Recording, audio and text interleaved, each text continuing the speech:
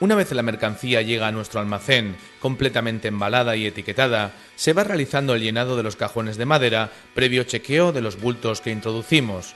Una vez lleno el cajón, se cierra, se etiqueta con el número de lote, la etiqueta identificativa del cliente y se etiqueta en el pasillo correspondiente del almacén.